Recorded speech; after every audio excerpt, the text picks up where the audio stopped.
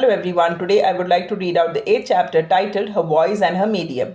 This is a fictional story. All characters, places, and events are based on imagination. Any resemblance to real person living or otherwise is purely coincidental. I'd like to read out the story. Anyone listening to Avantika's story might think she was sacrificing everything for the world, but the truth was much simpler and much more human. She was doing all of this for herself to overcome fear. Fear created by the images of violence, fear created by stories of destruction, fear created by faces the world called evil. And strangely, the character she had created in her imagination had helped her fight that fear. Days passed. Avantika spent most of her time thinking, writing, imagining. Slowly, her stories began changing. She no longer wanted to write about villains. She wanted to write about transformation, about turning fear into understanding, about turning villains into human beings again. She began questioning something deeply.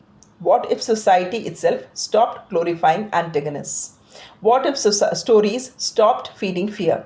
Would the world begin to change? Avantika believed that visual storytelling had power. The power to influence minds, the power to reshape emotions, the power to change society itself. But there was one problem. Who would listen to her?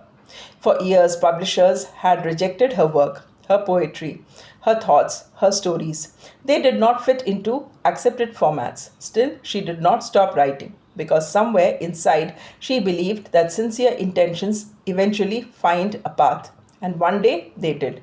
She discovered a platform where ordinary people could upload videos and speak directly to the world. She was nervous, unsure, but determined. So she uploaded her very first video. It was imperfect, unedited, awkward at places, filled with mistakes, but it was honest. And for the first time, her voice existed outside her room. She knew nothing about algorithms, nothing about digital marketing, nothing about views or trends. The digital world already had its kings, millions of followers, massive audiences, perfect content, and there she was, a tiny creator with almost no audience, like an ant standing among giants. Still, she continued because she believed even an ant could carry something meaningful. Her videos remained raw. She chose not to hide her imperfections. She spoke honestly, without polish, without pretending to be someone else. And slowly, she realized something surprising. The world was not entirely cruel. They were listeners, they were creators willing to collaborate, people she began calling her brothers and sisters.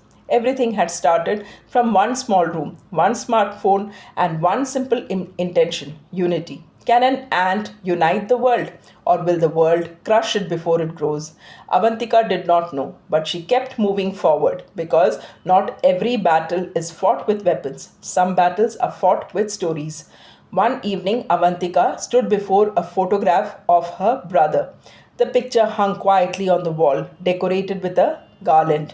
She smiled softly, stuck out her tongue playfully, and said, "See, I finally found the courage to speak to the villains." And in her imagination, her brother answered back teasingly, "Yes, with only a few subscribers."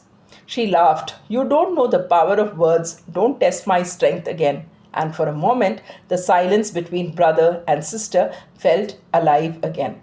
That's all for the day. Do let me know your thoughts about this story by writing in the comment section. Thanks for watching and thanks for your time.